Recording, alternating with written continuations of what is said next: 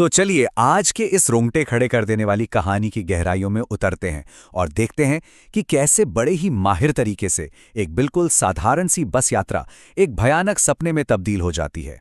अब देखिए, कहानी शुरू होती है एक बड़े ही दिलचस्प डिस्क्लेमर के साथ। ये वो लाइन है जो सुनते ही मनोरंजन और असलियत के बीच की जो लकीर है वो थोड़ी धुंधली सी पड़ने लगती है। तो कहानी का जो मेन कैरेक्टर है उसका नाम है तुषार, और वो एक ऐसी सिचुएशन में फंसा है जो हम में से कई लोगों के लिए बहुत जानी पहचानी है। ऑफिस में देर हो गई है, रात का समय है और ऊपर से जोरों की बारिश हो रही है। सोचिए, वो बेचारा पूरी तरह से थका हुआ है। दिमाग में बस एक ही चीज चल रही है कि किसी भी तरह घर पहुंचना है। और देखिए, थकान की ये जो हालत है ना, ये आगे जो कुछ भी होने वाला है उसके लिए एक बहुत जरूरी जमीन तैयार करती है। उसे बस लगभग खाली मिलती है और वो राहत की सांस लेकर अपनी फेवरेट कोने वाली सीट पर बैठ जाता है। बाहर बारिश की आवाज, अंदर की शांति, मतलब एक परफेक्ट नॉर्मल दिन का अंत जैसा लगता है ना? लेकिन ये जो सुकून है ना, ये ज्यादा देर टिकने वाला नहीं है। यहीं से उसकी नॉर्मल दुनिया में दरारें पड़नी शुरू होती है। तो चलिए देखते हैं कि पहली अजीब बात क्या होती है। सोचिए, बस 2 मिनट, सिर्फ 2 मिनट के लिए उसकी आंख लगती है और जब वो उठता है तो सामने का नजारा पूरी तरह बदल चुका है। जो बस खाली थी वो अब खचाखच लोगों से भरी हुई है, एकदम अचानक। और इससे पहले कि वो कुछ समझ पाता, उसकी आंख फिर से लग जाती है। और जब वो दोबारा उठता है तो बस फिर से एकदम खाली। और सबसे अजीब बात यह है कि इस बीच कोई स्टॉप भी नहीं आया था। तो सवाल उठता है कि वो भीड़ आई कहां से और फिर गायब कहां हो गई। खैर, तुषार खुद को समझा लेता है कि यार मैं बहुत थका हुआ हूं, शायद ये मेरे दिमाग का कोई खेल है। लेकिन एक शक का बीज तो उसके मन में पड़ ही चुका था। अब कहानी में एंट्री होती है एक क्लासिक हॉरर एलिमेंट की, जिसे कहते हैं संदेशवाहक या हार्बिंजर। मतलब एक ऐसा किरदार जो हीरो को आने वाले खतरे के बारे में बताता है। और ये किरदार हमारे सामने आता है एक बूढ़े आदमी के रूप में।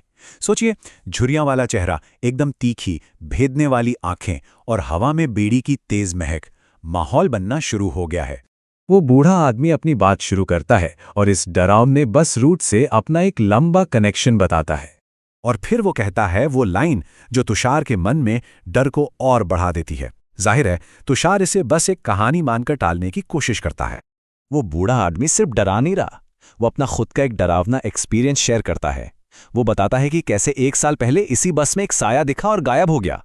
ये एक सीधी सीधी चेतावनी थी, लेकिन तुषार अब भी मानने को तैयार नहीं है। खैर, बातों बातों में तुषार को फिर से नींद आ जाती है। लेकिन इस बार जब वो उठता है तो वो बूढ़ा आदमी वहां नहीं होता। और यहीं से शुरू होता है डर से उसका असली आमना सामना।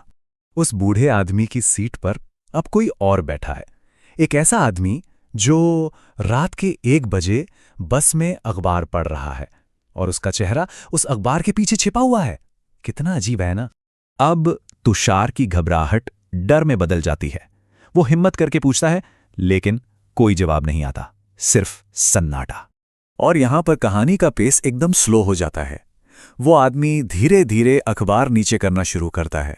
ये जो पल है ना, ये हमें सांस रोककर इंतजार करने पर मजबूर कर देता है कि आखिर अखबार के पीछे क्या है। और जो चेहरा सामने आता है वो किसी बुरे सपने जैसा है। एक कुचला हुआ, खून से लथपथ सिर और खाली आंखें। ये कहानी का शायद सबसे भयानक मोमेंट है। लेकिन कहानी यहां खत्म नहीं होती, बल्कि और भी ज्यादा अजीब हो जाती है। अचानक एक ठंडा हाथ तुषार का कंधा पकड़ता है।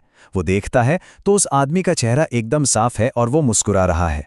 वो उसे पानी ऑफर करता है और एक अधूरी चेतावनी देता है, यहां मत रुको वरना। और फिर वो दरवाजे की तरफ जाता है और चलती बस से कूद जाता है।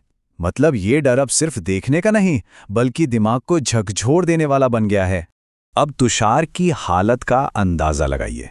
वो इतना डर जाता है कि बस जैसे ही अगले स्टॉप पर थोड़ी धीमी होती है, वो वहां से छलांग लगा देता है।